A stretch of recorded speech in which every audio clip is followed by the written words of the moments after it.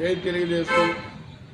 నందమూరి తారక రామారావు గారు స్థాపించినటువంటి తెలుగుదేశం పార్టీ ఈ రోజున 5 ఏళ్ళు చాలా రాష్ట్రం అధోగతి పాలైన తర్వాత మళ్ళీ స్వర్ణాంధ్రప్రదేశ్ రావడానికి నారా చంద్రబాబు నాయుడు గారు ముఖ్యంగా తెలుగుదేశం పార్టీ కార్యకర్తలు చాలా శ్రమించి పార్టీని ఈ స్థాయికి తీసుకొచ్చారు.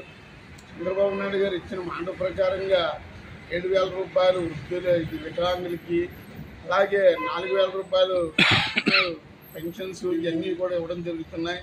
మొన్న వచ్చినటువంటి బుడమేరు వాగులో చంద్రబాబు నాయుడు గారు శ్రమించి 15 రోజులు అక్కడే ఉండి విజయవాడలో పరీక్షించారంటే 76 సంవత్సరాల వ్యక్తి అహోరాత్రులు శ్రమించి దేని తర్వాత అనేకమైనటువంటి మాటలు పడినా సరే ఆయన ఎక్కడెక్కడ లంగకుండా డైనమిక్ నాయకుడి కింద ఈరోజు రాష్ట్రాన్ని పరిపాలిస్తున్నాడు. ఆయన ముఖ్యంగా మన హిందువులు మనోభావాలు దెబ్బతినకుండా హిందూ ధర్మాన్ని ఆయన కాపాడాలని చెప్పేసి తిరుపతిలో జరిగినటువంటి అన్యాకృతమైనటువంటి లడ్డూ వ్యవహారాన్ని బయటికి తీసుకురావడం జరిగింది.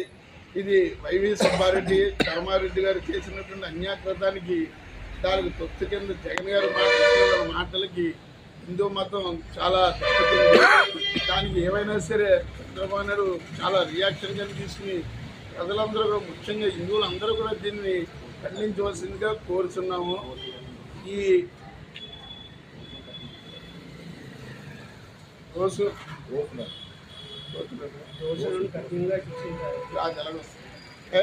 ఈ కార్యక్రమం జరిగిన తర్వాత చంద్రబాబు నాయుడు యాక్షన్ తీసుకున్నారు. రాష్ట్రంగానే ముఖ్యంగా కేంద్రం ఉమ్మడి కూటమి కింద ఏర్పడిన తర్వాత నరేంద్ర మోడీ గారు దీని మీద చాలా యాక్షన్ తీసుకుని రాష్ట్రాన్ని జ్యోతికి తినేసినటువంటి వ్యవహారాన్ని హిందూ మతాన్ని దెబ్బతీయడానికి ప్రయత్నించినటువంటి నాయకుల్ని కఠినంగా శిక్షించాలని చెప్పేసి మా హిందూ ధర్మరక్షణ పరిసమితి కింద మేము కోరడం జరుగుతుంది. జై చంద్రబాబు నాయుడు. ధర్మరక్షిత రక్షిత. జై. పేదలకు ఉపయోగపడేట్టుగా అన్నా క్యాంటీన్లు, అలాగే వృద్ధులకి అందరికీ కూడా సరిగ్గా ఒకటో తారీఖు వచ్చేటప్పటికి 4,000 రూపాయలు పెన్షన్ ఇవ్వడం ఖర్చు టైంకి, అది కూడా ఉదయం 10 గంటల్లో పూర్తి చేయడం కూడా చాలా విశేషమైన విషయం. ఇంకోటి ఏంటంటే మన ఈ విజయవాడలో జరిగిన ఈ వరదలకి చాలా విశేషమైన స్పందన కలిగి మన ముఖ్యమంత్రి గారు చాలా విశేషమైన కృషి చేశారు. ఆ వయసులో ఆయన అంత గట్టిగా కృషి చేయడం చాలా విశేషమైనది. అలాగే ఆ తర్వాత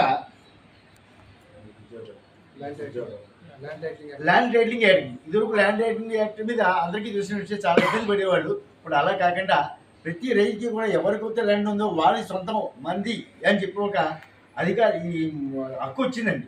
అందరూ కూడా చాలా సంతోషిస్తున్నారు.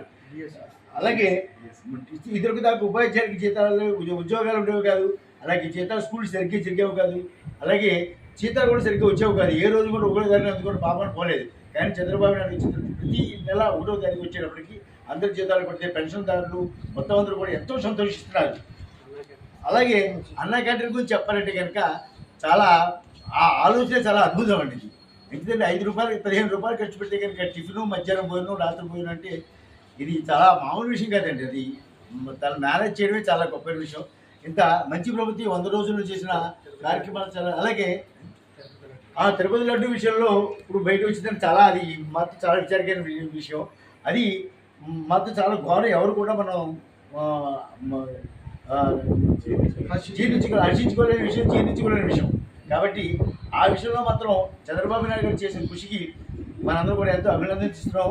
కాబట్టి ఆయన ఎప్పుడు కూడా ఇలా చల్లకాలం ఇలా ఉండి మన రాష్ట్రాన్ని ఎంతో పురోగతిలోకి తీసుకెళ్ళాలని చెప్పి మనస్ఫూర్తిగా కోరును. ఇది మాత్రం నిక్కచ్చిగా మంచి ప్రభుత్వం. ఈ 100 రోజుల పరిపాలనలో చాలా బ్రహ్మాండంగా చేశారు. ఇది మంచి ప్రభుత్వం. దీనికి మాత్రం సంస్కరణ లేదు. ధన్యవాదాలు.